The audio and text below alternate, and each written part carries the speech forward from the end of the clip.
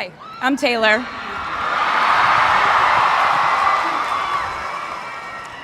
Last time I was in a stadium this size, I was dancing in heels and wearing a glittery leotard. This outfit is much more comfortable.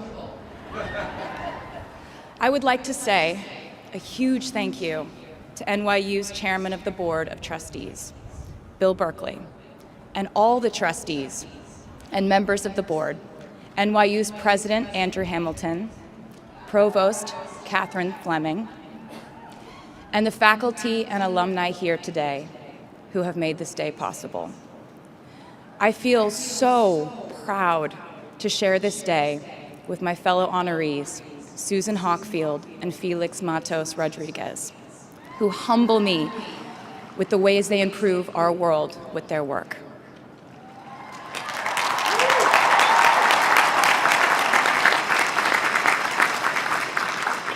As for me, I'm 90% sure the main reason I'm here is because I have a song called 22.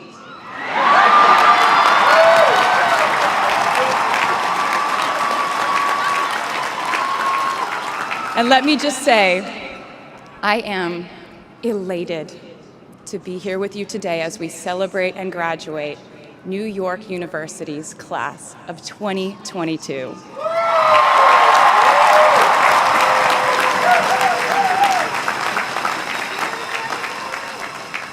Not a single one of us here today has done it alone. We are each a patchwork quilt of those who have loved us, those who have believed in our futures, those who showed us empathy and kindness, or told us the truth even when it wasn't easy to hear. Those who told us we could do it when there was absolutely no proof of that. Someone read stories to you and taught you to dream and offered up some moral code of right and wrong for you to try and live by. Someone tried their best to explain every concept in this insanely complex world to the child that was you as you asked a bazillion questions like, how does the moon work? And why can we eat salad but not grass? And maybe they didn't do it perfectly. No one ever can. Maybe they aren't with us anymore. In that case, I hope you'll remember them today. If they are in this stadium, I hope you'll find your own way to express your gratitude for all the steps and missteps that have led us to this common destination.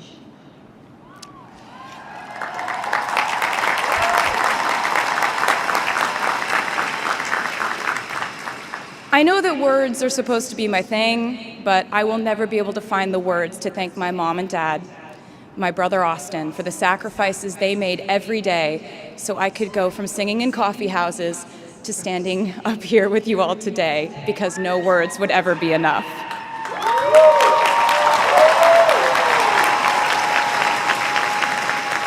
To all the incredible parents, family members, mentors, teachers, allies, friends, and loved ones here today who have supported these students in their pursuit of educational enrichment, let me say to you now, welcome to New York. It's been waiting for you.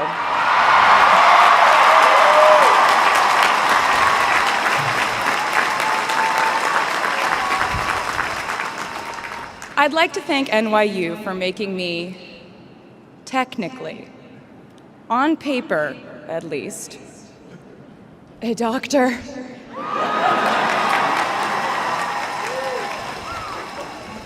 Not the type of doctor you would want around in case of an emergency. Unless your specific emergency was that you desperately needed to hear a song with a catchy hook and an intensely cathartic bridge section.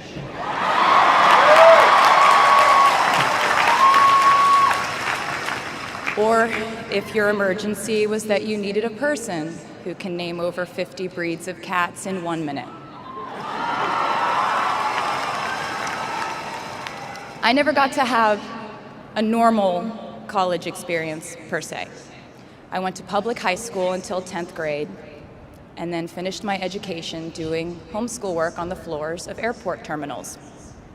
Then I went out on the road for radio tour, which sounds incredibly glamorous, but in reality, it consisted of a rental car, motels, and my mom and I pretending to have loud mother-daughter fights with each other during boarding so no one would want the empty seat between us on Southwest. As a kid, I always thought I would go away to college, imagining the posters I would hang on the wall of my freshman dorm. I even set the ending of my music video from my song Love Story at my fantasy imaginary college, where I meet a male model reading a book on the grass, and with one single glance, we realized we had been in love in our past lives. Which is exactly what you guys all experienced at some point in the last 4 years, right?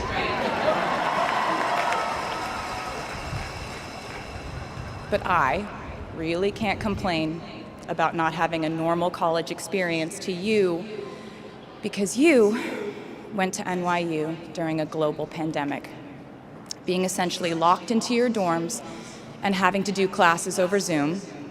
Everyone in college during normal times stresses about test scores. But on top of that, you also had to pass like 1,000 COVID tests. I imagine the idea of a normal college experience was all you wanted too. But in this case, you and I both learned that you don't always get all the things in the bag that you selected from the menu in the delivery service that is life. You get what you get. And as I would like to say to you wholeheartedly, you should be very proud of what you've done with it. Today, you leave New York University and then go out into the world searching what's next. And so will I.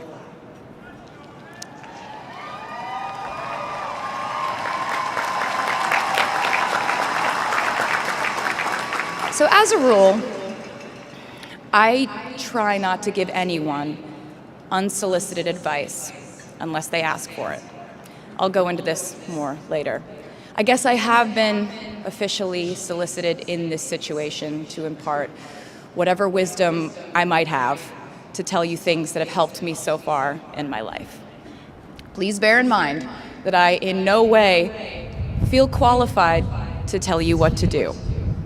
You've worked and struggled and sacrificed and studied and dreamed your way here today.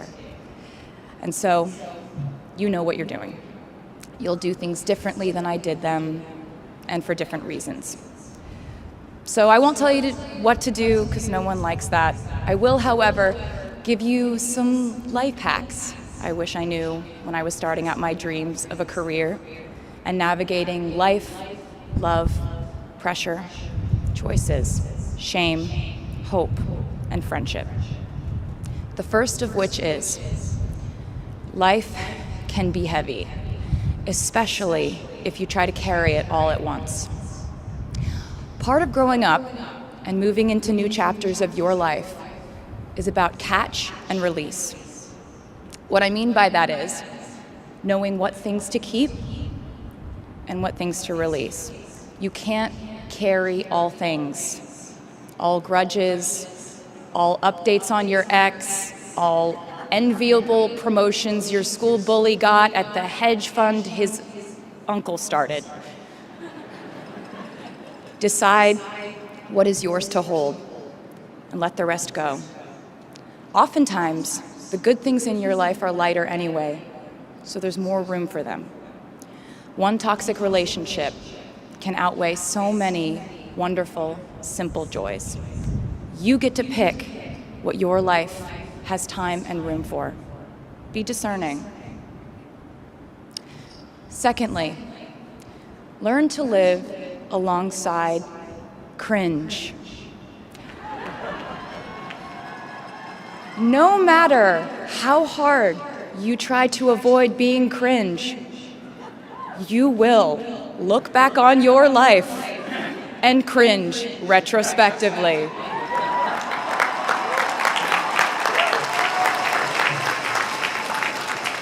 Cringe is unavoidable over a lifetime.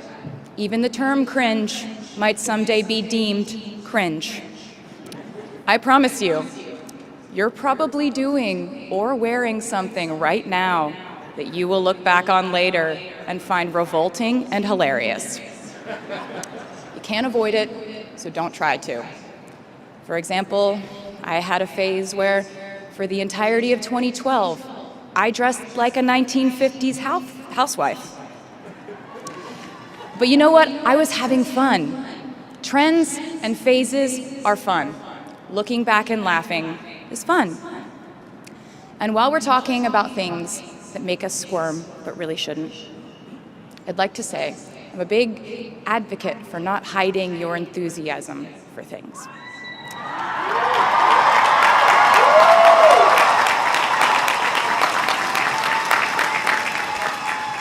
It seems to me that there is a false stigma around eagerness in our culture of unbothered ambivalence. This outlook perpetuates the idea that it's not cool to want it. The people who don't try are fundamentally more chic than people who do. And I wouldn't know because I've been a lot of things, but I've never been an expert on chic.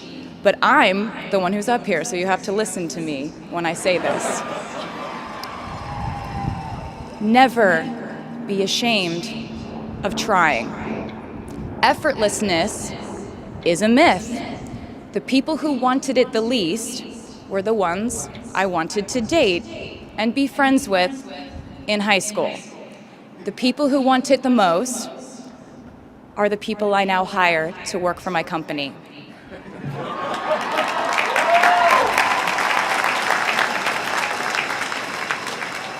I started writing songs when I was 12, and since then, it's been the compass guiding my life, and in turn, my life guided my writing.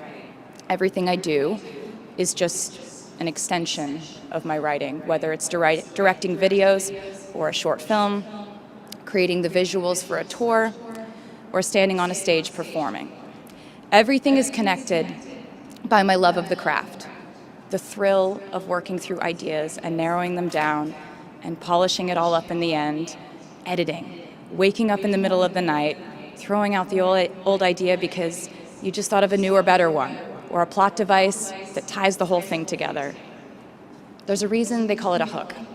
Sometimes a string of words just ensnares me, and I can't focus on anything until it's been recorded or written down. As a songwriter, I've never been able to sit still or stay in one creative place for too long. I've made and released 11 albums, and in the process, I've switched genre from country to pop to alternative to folk. And this might sound like a very songwriter-centric line of discussion, but in a way, I really do think we are all writers. And most of us write in a different voice for different situations. You write differently in your Instagram stories than you do your senior thesis. You send a different type of email to your boss than you do your best friend from home. We are all literary chameleons, and I think it's fascinating. It's just a continuation of the idea that we are so many things all the time.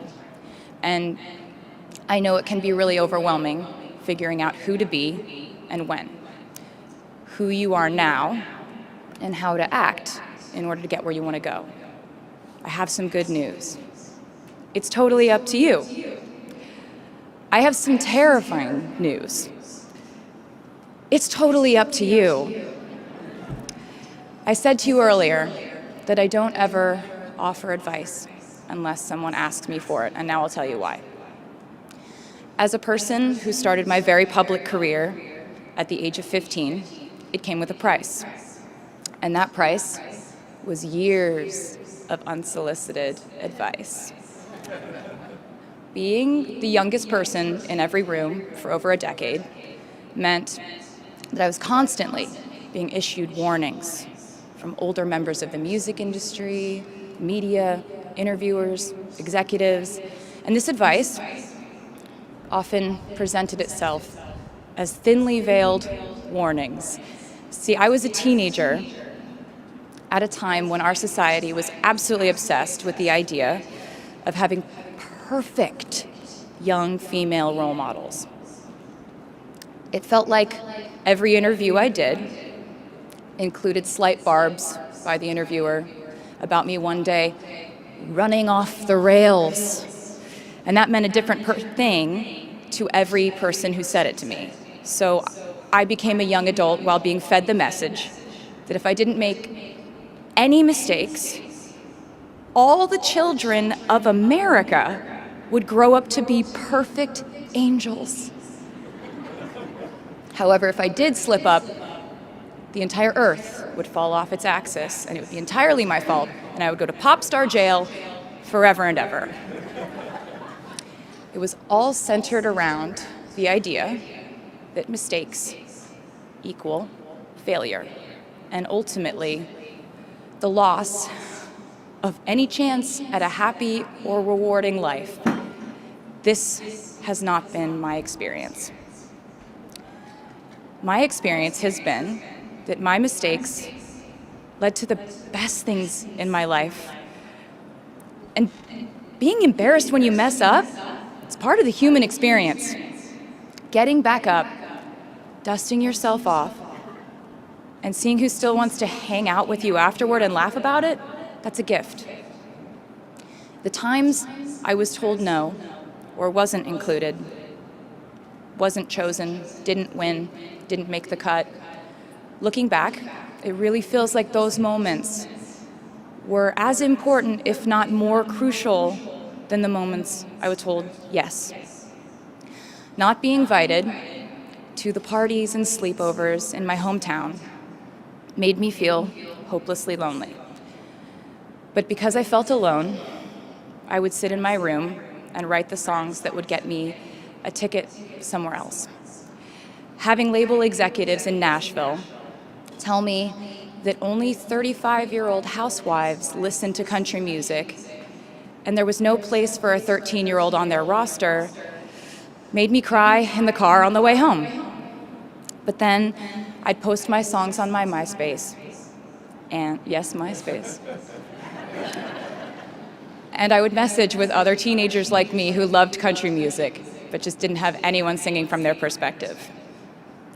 Having journalists write in-depth, oftentimes critical pieces about who they perceived me to be made me feel like I was living in some weird simulation. But it also made me look inward to learn about who I actually am. Having the world treat my love life like a spectator sport in which I lose every single game was not a great way to date in my teens and 20s. But it taught me to protect my private life fiercely. Being publicly humiliated over and over again at a young age was excruciatingly painful, but it forced me to devalue the ridiculous notion of minute-by-minute, ever-fluctuating social relevance and likability.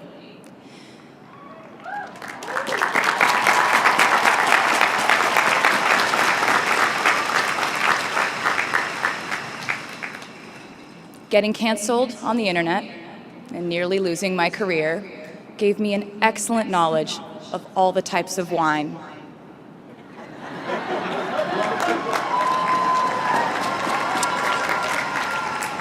I know I sound like a consummate optimist, but I'm really not. I lose perspective all the time. Sometimes everything just feels completely pointless. I know the pressure of living your life through the lens of perfectionism. And I know that I'm talking to a group of perfectionists because you are here today graduating from NYU.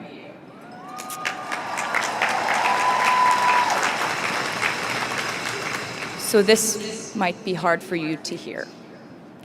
In your life, you will inevitably misspeak, trust the wrong person, underreact, overreact, hurt the people who didn't deserve it, Overthink, not think at all.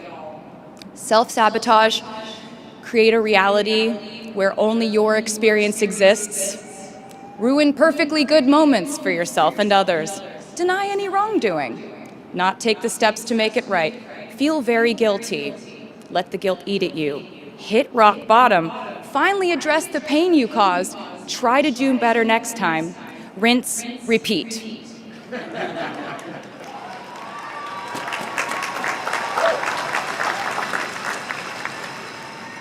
And I'm not going to lie. These mistakes will cause you to lose things. I'm trying to tell you that losing things doesn't just mean losing. A lot of the time, when we lose things, we gain things too.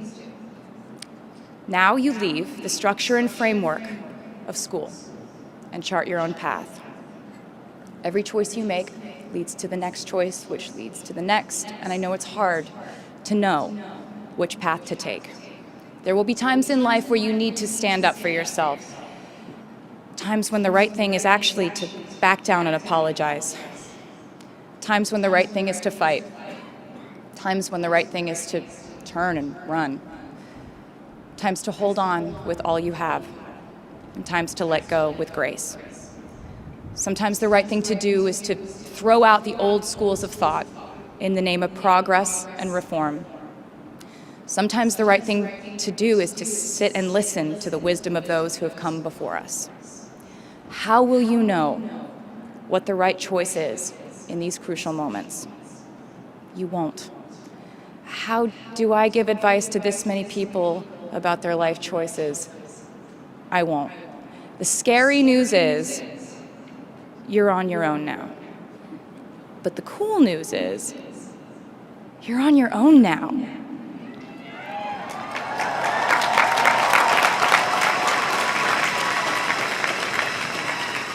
I leave you with this. We are led by our gut instincts, our intuition, our desires and fears, our scars and our dreams. And you will screw it up sometimes. So will I. And when I do, you will most likely read about it on the internet. Anyway, hard things will happen to us. We will recover. We will learn from it. We will grow more resilient because of it. And as long as we are fortunate enough to be breathing, we will breathe in, breathe through, breathe deep, and breathe out. And I am a doctor now, so I know how breathing works. I hope you know how proud I am to share this day with you.